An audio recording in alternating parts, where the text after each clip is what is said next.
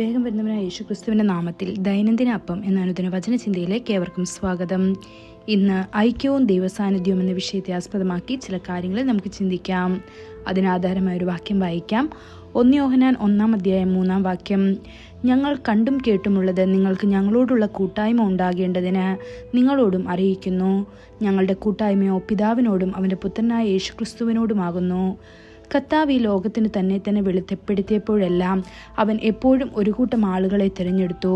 പഴയ നിയമത്തിൽ അവൻ യാക്കോബിൻ്റെ 12 പുത്രന്മാരെ തിരഞ്ഞെടുത്ത് അവരെ ഇസ്രായേലിൻ്റെ ഗോത്രങ്ങളാക്കി. പുതിയ നിയമത്തിൽ അവൻ 12 ശിഷ്യന്മാരെ തിരഞ്ഞെടുത്ത് അവരെ അപ്പോസ്തലന്മാരാക്കി. ആ ദിവസങ്ങളിൽ ഇസ്രായേൽ മക്കളിലൂടെ കർത്താവ് തൻ്റെ നാമത്തെ മഹത്വപ്പെടുത്തുകയും അവർക്ക് കാനാൻ ദേശത്തിൻ്റെ അവകാശം നൽകുകയും ചെയ്തു. പുതിയ നിയമത്തിൽ അവൻ അപ്പോസ്തലന്മാരെ തിരഞ്ഞെടുത്തു. അവരിലൂടെ സുവിശേഷം പ്രഖ്യാപിക്കുകയും ആളുകളെ രക്ഷയിലേക്ക് നയിക്കുകയും ചെയ്തു. അത്തരം ദൈവമക്കളുമായുള്ള കൂട്ടായ്മ നമ്മുടെ ജീവിതത്തിലേക്ക് ദൈവസാന്നിധ്യവും ദിവ്യ സന്തോഷവും സമാധാനവും കൊണ്ടുവരുന്നു. എന്നിരുന്നാലും പല സഭകളിലും പരസ്പരം ഐക്യമോ സ്നേഹനിർഭയമായ കൂട്ടായ്മയോ ഇല്ല. ആളുകൾ വെവ്വേറെ വന്ന് വെവ്വേറെ പോകുന്നു. ചില സ്ഥലങ്ങളിൽ ഉയർന്ന ജാതിയിലുള്ളവർക്കൊരു സഭയും താഴ്ന്ന ജാതിയിലുള്ളവർക്ക് മറ്റൊരു സഭയുമുണ്ട്. ഇത് ശരിക്കും അഗാധമായ ദുഃഖത്തിൻ്റെ കാര്യമാണ്. ക്രിസ്തു ഒരിക്കലും വിഭജിക്കപ്പെട്ടിട്ടില്ല. അവൻ്റെ ശരീരത്തിൽ സഭയിൽ ഒരു വിഭജനം അവൻ ആഗ്രഹിക്കുന്നില്ല. നമ്മൾ ഇതിനകം കണ്ടതുപോലെ നമ്മുടെ കൂട്ടായ്മ പിതാവിനോടും അവൻ്റെ പുത്രനായ യേശുക്രിസ്തുവിനോടുമാണ്. ഇത് 1 യോഹന്നാൻ 1:3 കാണപ്പെടുന്നു.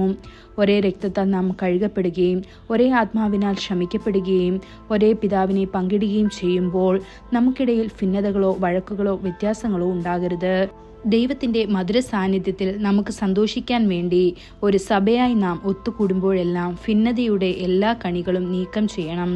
ബൈബിൾ പറയുന്നു, ഇതാ സഹോദരന്മാർ ഒത്തൊരുമിച്ച് വസിക്കുന്നത് എത്ര ശുഭവും എത്ര മനോഹരവുമാണെന്ന്. സിയോൻ പർവ്വതങ്ങളിൽ ഇറങ്ങുന്ന ഹെർമോനിലെ മഞ്ഞു പോലെയാണ് അവിടെ കർത്താവ് അനുഗ്രഹം എന്നേക്കും ജീവൻ കൽപ്പിച്ചിരിക്കുന്നു എന്ന് സങ്കീർത്തനം 133:1-2 കാണപ്പെടുന്നു. ഒന്നാമതായി, നമ്മുടെ ദൈവമായ കർത്താവിനെ നാം പൂർണ്ണ ഹൃദയത്തോടും പൂർണ്ണ ആത്മാവോടും പൂർണ്ണ ശക്തിയോടും കൂടെ സ്നേഹിക്കണം.